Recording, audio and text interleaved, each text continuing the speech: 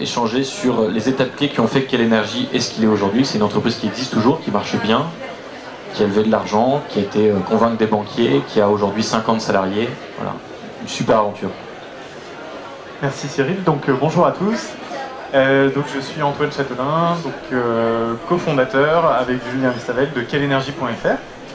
Donc quellenergie.fr est une société que nous avons créée en 2008, il y a 6 ans, et c'est le premier service internet de conseil en économie d'énergie. Ça vous permet de faire gratuitement l'étude énergétique de votre logement, de votre maison ou de votre appartement, pour savoir quelles sont aujourd'hui vos dépenses de chauffage et d'eau chaude et quelles solutions vous pourriez mettre en place pour faire des économies d'énergie. Donc on va parler de solutions de changement de chauffage, par exemple changer sa vieille chaudière pour une chaudière récente à condensation, installer une pompe à chaleur. On va parler d'isolation et d'énergie renouvelable, avec par exemple les panneaux solaires. Le principe, c'est donc, vous faites gratuitement l'étude sur quellenergie.fr, on vous dit ce qui est pertinent dans votre logement. Question bien difficile parce que souvent il y a plein de gens qui se posent des questions mais ne savent pas vraiment. Est-ce que je dois juste remplacer par un équipement récent? Est-ce qu'il faut que je me mette au chauffage au bois? Est-ce qu'il faut que j'installe des panneaux solaires parce qu'on dit que c'est rentable? Mais voilà. Donc on va vous dire très précisément quelle est la solution pour vous et on vous trouve des artisans compétents pour faire les travaux près de chez vous. Aujourd'hui, tu maîtrises super bien ton idée, ton projet qui est devenu une entreprise. Comment tu as pu partir de cette idée à la sortie de tes études? Tu venais pas de l'univers ni du photovoltaïque ni du web. Qu'est-ce qui a fait qu'avec Julien, vous avez lancé ce projet? C'est quoi la première étape? Le constat, honnêtement, il était vraiment exactement en ces termes. Alors c'était en 2008, donc l'ambiance était un petit peu différente. Il y avait eu le Grenelle de l'environnement, donc à l'époque, on parlait beaucoup plus qu'aujourd'hui de la croissance verte, de la transition énergétique. On disait le baril de pétrole était à 147 $ en juillet 2008. Le sujet écologique a depuis été un petit peu mis au second plan par la crise économique quand même. Mais en tout cas, le constat il était le même qu'aujourd'hui, c'est ce que j'ai décrit là.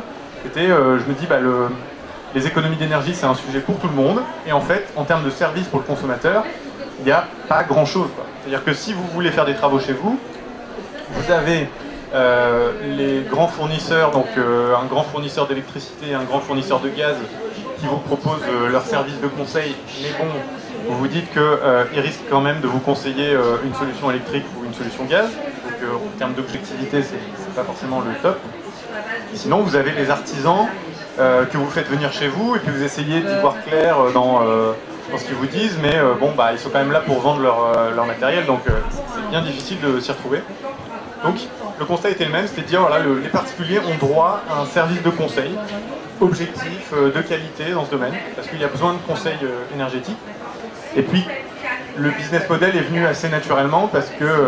Juste avant de parler de business model, comment vous avez eu l'idée? Comment, en sortant d'école, je pense qu'il y a plein de gens ici qui n'ont pas encore d'idée ou qui ont une idée mais qui ne savent pas si elle est bonne, comment on trouve une idée, comment on la confronte pour sentir que c'est une bonne idée?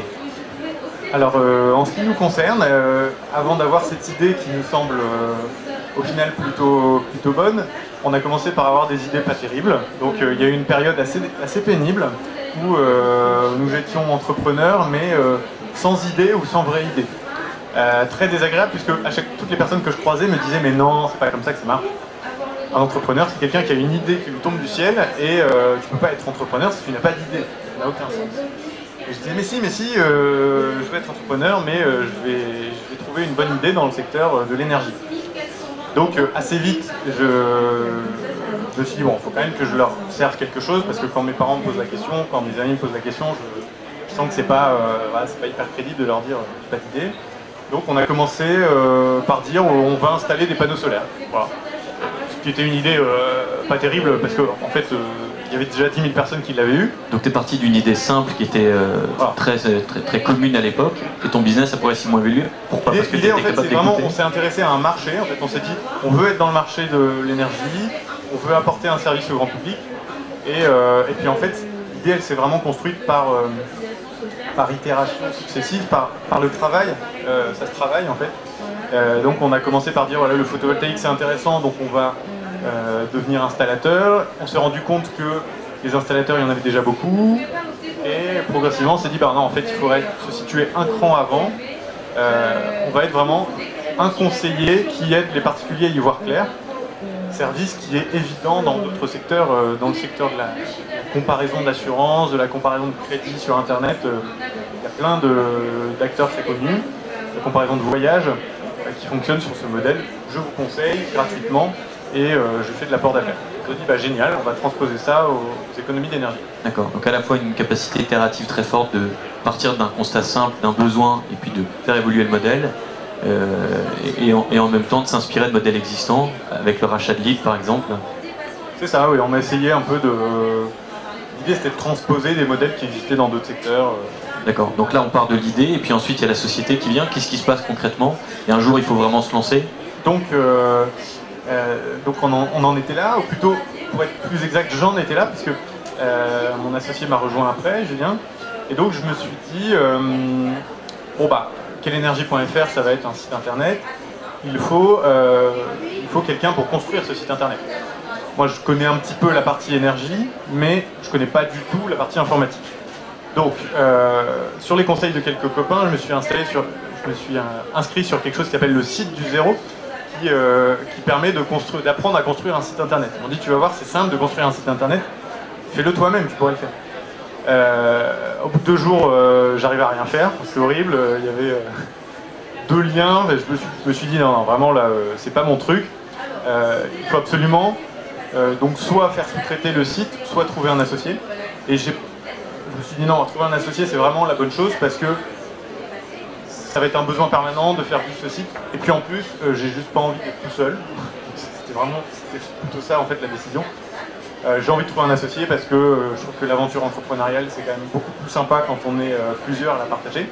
Donc j'ai cherché un associé et au final... Concrètement, comment tu as fait pour trouver un associé? Comment ça se trouve un associé? Alors, à chaque étape ça a été vraiment du travail en fait.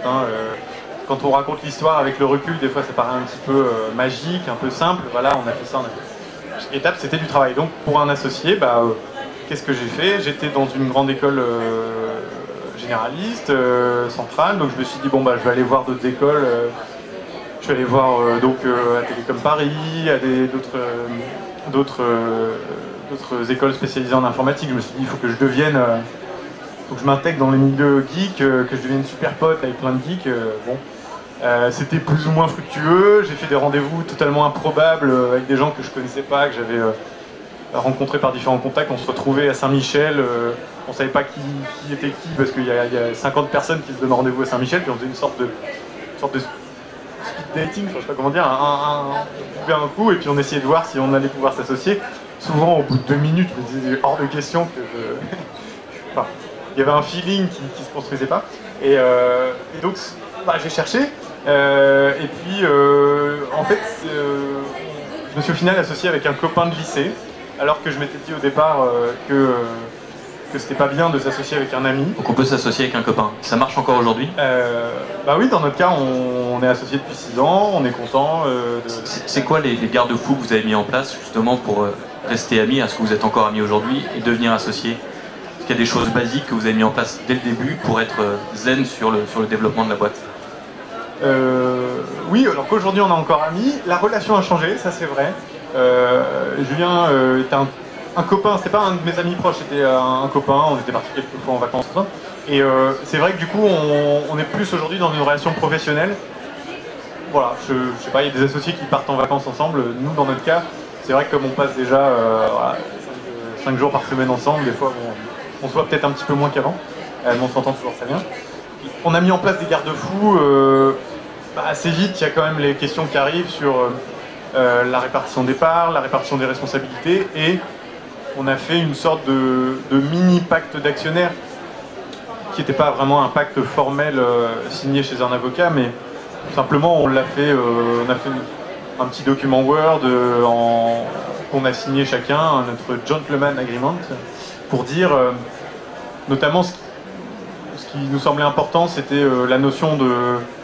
À partir du moment où on crée la boîte, la notion d'investissement dans le temps, de dire voilà, les parts, elles seront acquises progressivement, année après année sur 5 ans, et si jamais un de nous deux choisit de partir au bout de 2 ans, il a le droit de le faire, bien sûr, mais dans ce cas-là, il doit revendre une partie de ses parts à l'autre associé à un prix modique. Le but étant de bien garder le capital rassemblé, d'éviter que la société parte en morceaux si jamais il y en a un qui part tôt, chose qui arrive. Et vous étiez au début à 50-50? Alors dans notre cas, j'ai légèrement plus que Julien parce que j'avais amené l'idée et parce que ça s'est construit comme ça, mais on est assez proche de ça. Et puis on a fait ensuite entrer des investisseurs financiers. Donc l'idée, l'association, on parle toujours de beaucoup de complémentarité entre les associés. Vous êtes tous les deux ingénieurs, il y a, je pense, un profil plus commercial que l'autre, et on parle moins de compatibilité. Est-ce que pour toi c'est un sujet important d'avoir la même vision entre guillemets éthique du projet, savoir pourquoi on monte la boîte tous les deux? Oui, je pense que les deux aspects sont essentiels. Ils sont essentiels sur la durée. Donc oui, c'est sûr, il vaut mieux être complémentaire, parce que il y a plein de travail. Donc dans le cas de Quelle Énergie, il fallait construire le site, il fallait aller chercher les premiers clients, artisans, pour leur vendre nos leads qualifiés. Donc évidemment, si on a des profils différents, complémentaires, c'est super. En même temps, ça peut créer de la... il faut bien mettre sur le papier ce que chacun attend de cette création d'entreprise, parce que souvent, ça peut créer des petites différences. C'est normal. Basiquement, quelqu'un qui est plutôt commercial va plutôt s'éclater sur le chiffre d'affaires, la croissance, trouver des nouveaux clients. Quelqu'un de plutôt technique va plutôt s'éclater sur le produit. Et en soi, le chiffre d'affaires, peut-être c'est pas son sujet majeur. Donc, il faut bien s'assurer, et nous, ça a été notre cas, que bien s'assurer que l'innovation était quelque chose de vraiment important dans Quelle Énergie, que ça allait rester, qu'on allait toujours investir en recherche et développement, en construction de nouveaux services, pour que, en gros, Julien il trouve son compte parce que lui, c'est ça qui le fait triper, et puis que la société grandisse, et ce qui est plutôt mon driver. Donc idée, association, puis la création, vous vous lancez.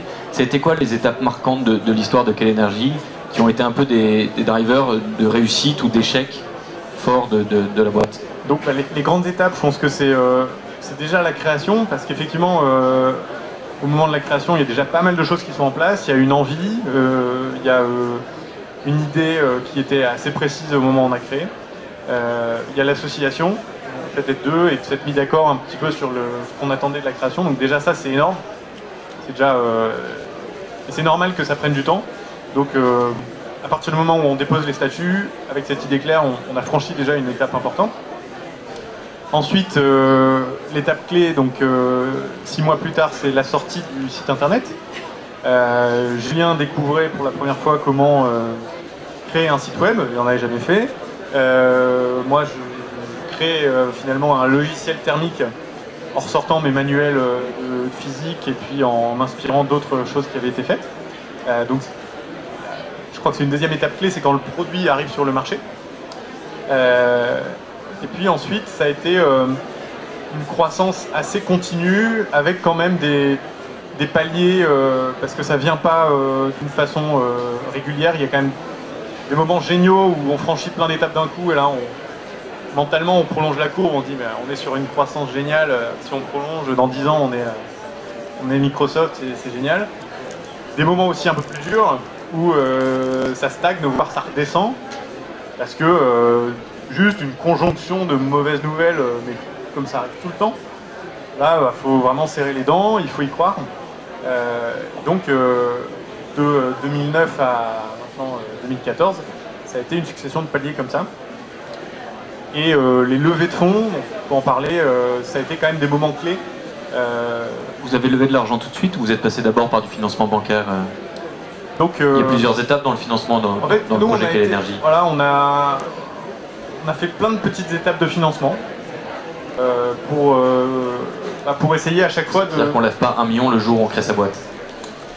Dans notre cas, non. Il y a des gens qui y arrivent. Je pense que quand on crée sa première boîte à 21 ans, pour nous, sans expérience professionnelle, je pense que c'est difficile, mais peut-être que c'est possible. Il ne faut pas se mettre de barrière. Donc nous, on a plutôt commencé par une petite levée de fonds de 40 000 € de loi TEPA à l'époque. Ce qu'on appelle le love money. Voilà, donc on est allé voir la famille éloignée, des amis des parents, des gens qui avaient la chance de payer l'ISF et qui, du coup, en investissant un petit ticket de 10 000 €, pouvaient défiscaliser à 75%. Ça a pu se faire assez vite grâce à cet avantage fiscal. Et ça s'est fait sans business plan. Les gens ont vraiment mis un chèque, mais sur notre bonne bouille. Ils ont fait confiance à vous avant de faire confiance Exactement. au projet. Et on a eu l'honnêteté de le dire, on n'a même pas mis de chiffres ou de prévisions. On a dit voilà, on crée quelle énergie et quelle énergie fait ça, point. Rétrospectivement, je me dis qu'ils ont été vraiment sympas de nous faire confiance. Et un peu fou. Un peu fou, sans doute. Mais à mon avis, ils vont en retirer les fruits. Donc il y a eu cette première étape. Ensuite, il y a eu Réseau Entreprendre. Réseau Entreprendre nous a apporté 110 000 € sous forme de prêt d'honneur et d'entrée privilégiée auprès d'une banque. Donc on a eu, je crois, 40 000 € de prêt d'honneur et 70 000 € de prêt bancaire grâce à la caution Réseau Entreprendre, parce que sinon les banques, je pense qu'elles ne nous auraient jamais prêté, honnêtement. Enfin, je me suis sûr parce que j'avais essayé avant et ils m'avaient dit niet. Une fois qu'on est retourné les voir en disant on est Réseau Entreprendre, c'était plus les mêmes personnes, c'était plus le même discours, et là c'était possible. Donc 40 000 €, 110 000 €. Et à un moment on s'est dit, parce qu'il y a sur Quelle Énergie un effet un petit peu de masse critique, c'est-à-dire qu'il faut vraiment à un moment avoir plein d'artisans partout en France pour répondre à la demande des particuliers. Donc il faut qu'on leur trouve un installateur près de chez eux, et ça il en faut minimum voilà, 400-500. Et puis les artisans, pour les faire venir, il faut qu'il y ait du monde sur le site. Donc c'est un effet assez classique sur des sites d'intermédiation où il faut amorcer la pompe. Et donc pour amorcer la pompe, on s'est dit voilà, le financement nous a permis de montrer des choses avec ces 110 000 €, 40 000 €, mais il faut aller plus loin. Et donc là on est passé à l'étape levée de fonds auprès d'investisseurs institutionnels. Étape plus longue, on a mis en fait 6-9 mois à lever 500 000 € auprès d'un fonds d'investissement, donc d'un VC, qui s'appelle Alven Capital, qui est un fonds assez spécialisé dans l'internet, qui a financé des startups assez connues comme Se Loger, Liligo, etc. Donc on est très content qu'il nous ait choisi. Là ça a été vraiment une grosse étape. Je crois que c'est pas neutre comme question de dire on ouvre le capital, et on ouvre le capital à des investisseurs financiers, parce que ça amène plein de choses. Ils ont des contraintes de liquidité, il faut qu'ils vendent un jour leur part, mais en même temps c'est un accélérateur extraordinaire, parce que avoir 500 000 € pour se développer en 2010 avec le petit chiffre d'affaires qu'on faisait, on les aurait jamais eu d'une autre façon. Sur le financement, ce qu'il faut vraiment avoir en tête, c'est que tu as eu à chaque étape des acteurs différents. C'est-à-dire qu'on ne va pas avoir un fonds quand on lance sa boîte et qu'on ne fait pas de chiffre d'affaires, par exemple, généralement. Oui, ouais, c'est ça, il y a une certaine logique, je pense. En fait, chaque financeur, il faut les connaître un petit peu. Bon, il n'y en a pas 36, hein, il y a le banquier. Bon, le banquier, je pense qu'il faut aller le voir soit quand on a une boîte rentable, parce qu'il finance en fonction de la capacité d'autofinancement. Donc il vous dit, montrez-moi vos 3 derniers bilans, montrez-moi qu'il y a une capacité d'autofinancement positive, et là je vous prêterai de l'argent. Donc quand on a la création, il faut plutôt oublier, sauf si on est sur un métier très traditionnel, où il y a besoin de financer des actifs physiques. Donc je sais pas, quand on ouvre un commerce, quand on ouvre quelque chose qu'ils connaissent, une boulangerie, je sais pas, où ils ont vraiment l'habitude. Là on peut peut-être aller voir de la création, mais pour un business innovant, à mon avis, à la création c'est pas possible. Sauf si on est épaulé ou accompagné par des réseaux comme le nôtre. Sauf si on est épaulé par un réseau. Donc Réseau Entreprendre par exemple, c'est une solution. Il fallait quand même vous montrer, je veux dire, du chiffre d'affaires. On ne pouvait pas se pointer dès la création, me semble-t-il, à Réseau Entreprendre. Il fallait le produit, un certain chiffre d'affaires. Donc voilà, il faut connaître un petit peu les différentes contraintes. Et grosso modo, je pense que c'est en gros le niveau de chiffre d'affaires que vous avez atteint qui vous permet de prétendre à tel ou tel niveau de financement. Et dernière question avant de vous laisser la parole. On a parlé de financement, on parlait un peu de ma boutique. Sur l'accompagnement, comment vous avez fait pour être bien épaulé? Il y a eu plein de phases. Il y a eu de l'accompagnement, je pense en amont, à travers ce que vous aviez levé en Love Money. Ensuite, il y a eu l'accompagnement Réseau Entreprendre. Aujourd'hui, il y a l'accompagnement du fonds. Est-ce que c'est important de se faire accompagner à tous les niveaux du développement de sa boîte? Oui, on a vraiment misé cette carte à fond. Vous aviez un board au début, très vite, est-ce que vous avez constitué autour de vous des gens plus expérimentés qui vous ont apporté un regard critique, ou vous n'êtes pas passé par là au début? En fait, on a constitué ce qu'on appelle un board pour faire chic, au moment où on a fait notre levée de fonds, parce que c'est dans le modèle d'un investisseur en capital risque. Il faut qu'il y ait voilà, une certaine gouvernance de l'entreprise. Donc il ne faut plus être en SARL, il faut être en SA ou en SAS. Donc il faut avoir un conseil d'administration ou bien l'équivalent. Bon, c'est des grands mots, c'est un petit peu de juridique avec l'avocat. Et puis c'est surtout effectivement l'idée de dire on va créer un conseil des actionnaires qui va se réunir tous les mois ou tous les 2 mois, donc plus fréquemment qu'une assemblée générale. Et puis on va parler tous les 2 mois du business. Ça va être des gens expérimentés qui ont suivi d'autres boîtes et qui vont à la fois nous demander des comptes. Donc tous les 2 mois chez Quelle Énergie, on voit les actionnaires, on leur dit voilà ce qu'on a fait, voilà les chiffres, voilà où on en est par rapport à ce qu'on avait prévu. Puis ensuite on discute avec eux des difficultés rencontrées, des solutions qu'on pourrait mettre en place. Et ça c'est vrai que c'est un outil qui met un peu de pression sur le chef d'entreprise, il faut être honnête, mais qui amène aussi plein d'idées, plein de solutions, et donc ça nous a aidé à nous faire accompagner. Et avant cette étape chic du board, est-ce qu'il n'y a pas une étape préliminaire d'accompagnement Est-ce que c'est important aussi de se confronter à la réalité, de sortir de sa seule entreprise et d'aller voir un peu ce qui se passe? Oui, moi je suis convaincu que c'est important d'avoir des regards extérieurs sur l'entreprise à chaque étape, parce que c'est une évidence, quand on est toute la journée sur son business, des fois on manque de recul, ou on manque tout simplement d'expérience, on ne connaît pas les bonnes pratiques commerciales, les bonnes pratiques d'organisation technique. Donc il faut prendre tous ces conseils, évidemment, il ne faut pas réinventer tout soi-même. Donc concrètement, ça a été pour nous, avant le board, l'accompagnement d'un chef d'entreprise de Réseau Entreprendre, qui nous a reçus 1 fois par mois, qui nous a donné de son temps pour nous aider à organiser notre comptabilité, à organiser les contrats de travail avec les salariés, par exemple. Et puis également nos business angels qui nous apportaient des conseils de façon moins formelle.